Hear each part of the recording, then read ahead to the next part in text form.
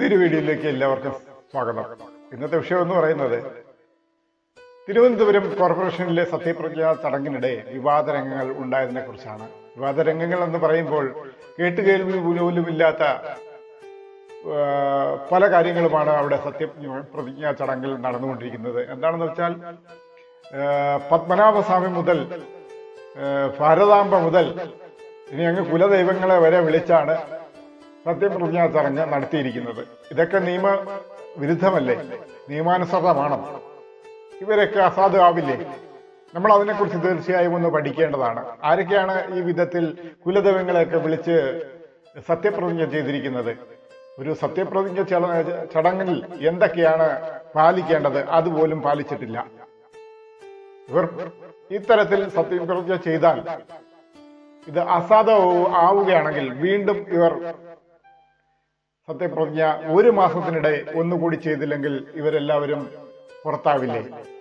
ഇതൊക്കെ നമ്മളൊന്ന് അന്വേഷിക്കേണ്ടിയിരിക്കുന്നു. എന്റെ പരമാവധി കഴിവും അറിവും വിവേചന ശക്തിയും ഉപയോഗിച്ചുകൊണ്ടും നിർവഹിക്കുമെന്നും ഭാരതാംബയുടെ നാമത്തിൽ സത്യപ്രതിജ്ഞ ചെയ്യുന്നു. ആറ്റുകാൽ അമ്മയുടെ നാമത്തിൽ സത്യപ്രതിജ്ഞ ചെയ്യുന്നു. ശ്രീ പത്മനാഭ നാമത്തിൽ സത്യപ്രതിജ്ഞ ചെയ്യുന്നു. ഭഗവത് നാമത്തിൽ സത്യപ്രതിജ്ഞ ചെയ്യുന്നു. ഈ ചടങ്ങുകളൊക്കെ നടന്നത് BJPയുടെ സത്യപ്രതിജ്ഞാ ചടങ്ങിലാണ്. ഒടുവിൽ സത്യപ്രതിജ്ഞാ ചടങ്ങിന് ശേഷം BJP പ്രവർത്തകർ RSSന്റെ ഗണഗീതവും പാടി.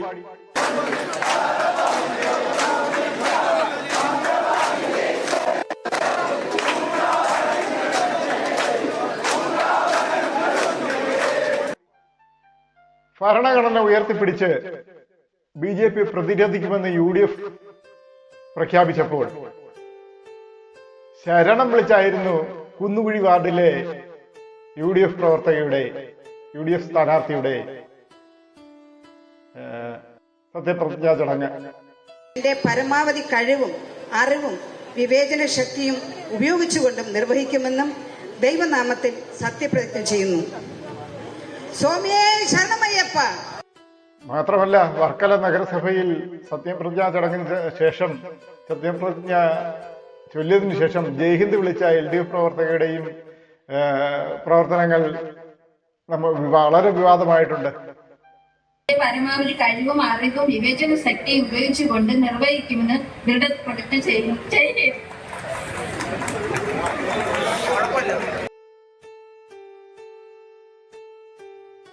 സത്യപ്രതിജ്ഞയ്ക്ക് ശേഷം ഒടുവിൽ ആവേശം കൊണ്ടങ്ങ് വിളിച്ചതാണ് ജയ്ഹിന്ദ് എന്ന് പറയുന്നത്. ഒടുവിൽ അവസാനം ഇന്ത്യയോട് സ്നേഹമുള്ള ആർക്കും ജയ്ഹിന്ദ് വിളിക്കാമെന്നൊക്കെ പറഞ്ഞ് സമാധാനിപ്പിച്ചതിന് ശേഷമാണ് രംഗം അവിടെ ശാന്തമായത്. സത്യപ്രതിജ്ഞാ ചടങ്ങുകളിൽ ഭരണഘടന ഉയർത്തിപ്പിടിച്ചുകൊണ്ട് UDF അതിന്റെ മാസ് പരിവേഷത്തിൽ നിൽക്കുമ്പോഴാണ് കുന്നുകുഴി വാർഡിലെ മേരി പുഷ്പത്തിന്റെ മാസ് എൻട്രി. അവിടെയാണ് ട്വിസ്റ്റ് ഉണ്ടായത്. കണ്ടിരുന്ന BJP അംഗങ്ങൾ പോലും ആ മാസ് പരിവേഷത്തിന് ശേഷം ഒന്ന് പകച്ചുപോയി എന്നുള്ളതാണ്. ഇതോടെ അയ്യപ്പനിൽ മാത്രം ഒതുക്കേണ്ടെന്ന് BJP അംഗങ്ങളും അങ്ങ് തീരുമാനിച്ചു. പത്മനാഭസ്വാമിയുടെയും ഭാരതാംബയുടെയും എന്തിനേറെ പറയുന്നു നമ്മുടെ കാവിലമ്മയുടെ പേരിൽ പോലും BJP അംഗങ്ങൾ സത്യപ്രതിജ്ഞ ചെയ്തു എന്നുള്ളതിന് ഒരു തെളിവാണ് ഞാൻ ഇനി തരാൻ പോകുന്നത്. തിരുവനന്തപുരം മുനിസിപ്പൽ കോർപ്പറേഷനിലെ കൗൺസിലറായി തെരഞ്ഞെടുക്കപ്പെട്ട ആശാന GS എന്ന ഞാൻ ഔദ്യോഗിക കർത്തവ്യങ്ങൾ യഥാവിധിയായും വിശ്വാസ്യതയോടുകൂടിയും എന്റെ പരമാവധി കഴിവും അറിവും വിവേചന ശക്തിയും ഉപയോഗിച്ചുകൊണ്ട് നിർവഹിക്കുമെന്നും ഭാരതാംബയുടെ നാമത്തിൽ സത്യപ്രതിജ്ഞ ചെയ്യുന്നു. സ്വാമി ശരണമയ്യപ്പ. ഞാൻ എൻ്റെ ഔദ്യോഗിക കർത്തവ്യങ്ങൾ യഥാവിധിയായും വിശ്വസ്തയോടും എൻ്റെ പരമാവധി കഴിവും അറിവും വിവേചന ശക്തിയും ഉപയോഗിച്ചുകൊണ്ട് നിർവഹിക്കുമെന്നും ശബരിമല അയ്യപ്പനാമത്തിൽ സത്യപ്രതിജ്ഞ ചെയ്തുകൊള്ളുന്നു. ഞാൻ എൻ്റെ ഔദ്യോഗിക കർത്തവ്യങ്ങൾ യഥാവിധിയായും വിശ്വസ്തയോടും എൻ്റെ പരമാവധി കഴിവും അറിവും വിവേചന ശക്തിയും ഉപയോഗിച്ചുകൊണ്ടും നിർവഹിക്കുന്ന ശ്രീരാമനാമത്തിൽ സത്യപ്രതിജ്ഞ ചെയ്യുന്നു. ശ്രീ പത്മനാഭ നാമത്തിൽ സത്യപ്രതിജ്ഞ ചെയ്യുന്നു. ആറ്റുകാൽ അമ്മയുടെ നാമത്തിൽ സത്യപ്രതിജ്ഞ ചെയ്യുന്നു. അപ്പോൾ ഈ നാമങ്ങളിലെ സത്യപ്രതിജ്ഞകളെല്ലാം അസാധുവല്ലേ? അപ്പോൾ ഈ കാര്യങ്ങളെല്ലാം ചൂണ്ടിക്കാട്ടി തദ്ദേശ സ്വയംഭരണ വകുപ്പ് സെക്രട്ടറിക്ക് ഒരു പരാതിയും നൽകിയിട്ടുണ്ട്. ആരാണെന്നറിയാമോ? സുപ്രീം കോടതി അഭിഭാഷകനായ സുഭാഷ് ടി കോടനാണ് പരാതി നൽകിയിരിക്കുന്നത്. തദ്ദേശ സ്വയംഭരണ തെരഞ്ഞെടുപ്പുകളിൽ വിജയിക്കുന്നവർ സത്യപ്രതിജ്ഞ ചെയ്യുന്നത് രണ്ട് വിധത്തിലാണ്.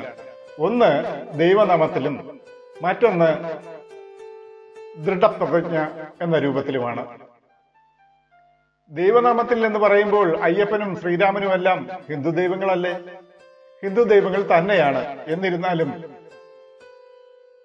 ദൈവനാമത്തിൽ എന്ന് മാത്രമേ പറയാവൂ. അല്ലാതെ ഓരോ ദൈവങ്ങളുടെയും പേര് പ്രത്യേകം എടുത്തു പറയാൻ കഴിയില്ല. അതുകൊണ്ടാണ് തദ്ദേശ സ്വയംഭരണ സെക്രട്ടറിക്ക് സുപ്രീം കോടതിയിലെ അഭിഭാഷകനായ സുഭാഷ് തീക്കാടൻ അയച്ചിരിക്കുന്നത്.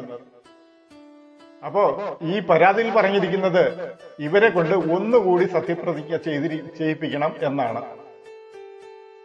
ദൈവനാമത്തിൽ സത്യപ്രതിജ്ഞ ചെയ്യുന്നവർ ദൈവനാമത്തിൽ തന്നെ ചെയ്യണം, അല്ലെങ്കിൽ ഈശ്വരനാമത്തിൽ ചെയ്യണം. ഇത് അവരവർക്ക് ഇഷ്ടപ്പെട്ട കുലദൈവങ്ങളെ വിളിച്ച് സത്യപ്രതിജ്ഞ ചെയ്യുന്നവരുടെ സത്യപ്രതിജ്ഞ അസാധുവാണ്. ഈ സത്യപ്രതിജ്ഞ ചെയ്തവരെല്ലാം തന്നെ കഴിഞ്ഞ ദിവസം മുതൽ സത്യപ്രതിജ്ഞ ചെയ്ത സമയം മുതൽ അംഗമായിരിക്കുന്നു എന്നാണ് ഇവരെല്ലാവരും കരുതിയിരിക്കുന്നത്. പക്ഷെ ഇവരാരും അംഗങ്ങളായിട്ടില്ല. ഇവരെല്ലാവരും തന്നെ നിയമവിധേയമായി സത്യപ്രതിജ്ഞ ചെയ്തെങ്കിൽ മാത്രമേ ഇവരെല്ലാവരും അംഗങ്ങളാവുകയുള്ളൂ. കഴിഞ്ഞ ദിവസം അങ്ങനെ സത്യപ്രതിജ്ഞ ചെയ്തവർ അവർക്ക് കൗൺസിലിൽ യോഗങ്ങളിലോ അല്ലെങ്കിൽ ചെയർപേഴ്സൺ പ്രസിഡന്റ് തെരഞ്ഞെടുപ്പുകളിലോ നിയമപരമായി യാതൊരു അവകാശവും ഇല്ലാത്തതാണ്. കാരണം ഇവർ നിയമപരമായി സത്യപ്രതിജ്ഞ ചെയ്തിട്ടില്ല. ഇനി മറ്റൊരു രസകരമായൊരു സത്യപ്രതിജ്ഞയും കൂടെ ഉണ്ട്. കരമന അജിത്തിന്റെ സത്യപ്രതിജ്ഞ നിങ്ങളവരും കേട്ട് കാണും. സംസ്കൃതത്തിലായിരുന്നു കരമന അജിത്തിന്റെ സത്യപ്രതിജ്ഞ. നമുക്ക് അതൊന്ന് കേട്ടു നോക്കാം. ഭയാശങ്കാഃ മമതാ വാത്സല്യ വിദ്വേഷം വ അഹം മമ ഔദ്യോഗികാനി കർത്തവ്യാനി യഥാശക്തി യഥാമതി വിവേചനാശക്തി അനുസരിച്ച നിർവക്ഷ്യാമി ഇതി ഈശ്വരനാമിന സത്യപ്രതിജ്ഞ കരോമി. ഇതിലും പ്രശ്നമുണ്ടെന്നാണ് പരാതി നൽകിയ അഭിഭാഷകൻ പറയുന്നത്. പക്ഷെ സംസ്കൃതത്തിൽ സത്യപ്രതിജ്ഞ ചെയ്യുന്നതുകൊണ്ട് തീർച്ചയായും പാർലമെന്റ് അംഗങ്ങൾക്കൊന്നും യാതൊരു കുഴപ്പവുമില്ല. പക്ഷേ ഇതിലെ കുഴപ്പം എന്താണെന്നറിയാമോ? പക്ഷെ ഈ തദ്ദേശ തെരഞ്ഞെടുപ്പിൽ ജയിച്ചവർക്കൊക്കെ അതാത് പ്രദേശത്തെ ഓരോ സംസ്ഥാനങ്ങൾക്കും അവരുണ്ടാക്കുന്ന ചട്ടങ്ങൾ പ്രകാരം ഒരു ഫോം ഉണ്ടാകും. ആ ഫോം ഏത് ഭാഷയിലാണോ ആ ഭാഷയിലായിരിക്കണം. അതായത് സത്യപ്രതിജ്ഞ ചൊല്ലിക്കൊടുക്കുന്നയാൾക്ക് ഒരു പർട്ടിക്കുലറായ ഒരു ലാംഗ്വേജ് ഉണ്ടായിരിക്കുമല്ലോ, ഒരു ഭാഷ ഉണ്ടായിരിക്കുമല്ലോ. ആ ഭാഷയിലായിരിക്കും ചൊല്ലിക്കൊടുക്കുന്നത്. ആ ചൊല്ലിക്കൊടുക്കുന്ന ഭാഷയിലല്ലാതെ തീർച്ചയായും ഈ സ്ഥാനാർത്ഥികളും അതായത് സ്ഥാനാരോഹിതനാകാൻ പോകുന്ന വ്യക്തിയും സത്യപ്രതിജ്ഞ ചൊല്ലേണ്ടത്. അതായത് ഓരോരോ പ്രാദേശിക ഭാഷകളിലായിരിക്കും അവരുടെ ഫോം ഉണ്ടാക്കി വെച്ചിരിക്കുന്നത്. ആ ഫോമിൽ അനുസരിച്ചായിരിക്കും സത്യപ്രതിജ്ഞ ചൊല്ലിക്കൊടുക്കുന്നത്. ആ ചൊല്ലിക്കൊടുക്കുന്നത് ഏത് ഭാഷയിലാണോ ആ ഭാഷ അനുസരിച്ചായിരിക്കണം ഏറ്റു ചൊല്ലേണ്ടവരും ചൊല്ലേണ്ടത് തീർച്ചയായും. അപ്പോൾ തീർച്ചയായും ഇതൊക്കെ ഒരു നിയമാനുസൃതമായ ഒരു കാര്യത്തിലല്ല പോയിക്കൊണ്ടിരിക്കുന്നത്. ആ സ്ഥിതിക്ക് ഇവരെ കൊണ്ടെല്ലാം ഒരിക്കൽ കൂടി നിയമാനുസൃതമായി സത്യപ്രതിജ്ഞ ചെയ്യിപ്പിക്കണം എന്നാണ് പരാതിക്കാരന്റെ ആവശ്യം. ഇതൊക്കെ പാലിച്ചില്ലെങ്കിൽ മറ്റൊരു അപകടം കൂടി ഇവരെ കാത്തിരിക്കുന്നുണ്ട്. എന്താണെന്നറിയാമോ? 30 ദിവസത്തിനുള്ളിൽ തിരഞ്ഞെടുക്കപ്പെട്ടവർ സത്യപ്രതിജ്ഞ ചെയ്ത് അധികാരമേറ്റില്ലെങ്കിൽ ആ അംഗത്വം തന്നെ അവർക്ക് നഷ്ടമാകും എന്നുള്ളതാണ്. അപ്പോൾ ഈ കരമന അജിത് എന്ന് പറയുന്ന കക്ഷി സംസ്കൃതത്തിൽ സത്യപ്രതിജ്ഞ ചെയ്തു. അതിനുശേഷം അവിടെ കൊണ്ടും അവസാനിച്ചില്ല. അതേ തുടർന്ന് BJP പ്രവർത്തകർ RSSന്റെ ഗണഗീതവും പാടി. ആ സ്ഥിതിക്ക് തിരുവനന്തപുരത്ത് 45 വർഷത്തിന്റെ ഇടവേളയ്ക്ക് ശേഷം ഭരണം നഷ്ടപ്പെട്ട LDF നിര വളരെ ശാന്തമായിരുന്നുവെങ്കിലും കനൽ ഒരു തരി മതിയെന്ന് വാചകം ഓർമ്മിപ്പിക്കാൻ പോലെയായിരുന്നു ഫോർട്ട് വാർഡ് കൗൺസിലർ കനിയടിമയുടെ സത്യപ്രതിജ്ഞ. സഹാക്കളെ ജെ പനിയടിമയുടെ സത്യപ്രതിജ്ഞ ഒന്ന് നമുക്ക് നോക്കാം. വർക്കലയിൽ സത്യപ്രതിജ്ഞയ്ക്കെതിരെ LDF കൗൺസിലർ ജയ്ഹിന്ദ് വിളിച്ച് ചമ്മിയ കാര്യവും നമ്മൾ മറക്കണ്ട. അപ്പോ ലാൽ സലാം. എന്റെ പരമാവധി കഴിവും അറിവും വിവേചന ശക്തിയും ഉപയോഗിച്ചുകൊണ്ട് നിർവഹിക്കുമെന്ന് ദൃഢപ്രതിജ്ഞ ചെയ്യുന്നു.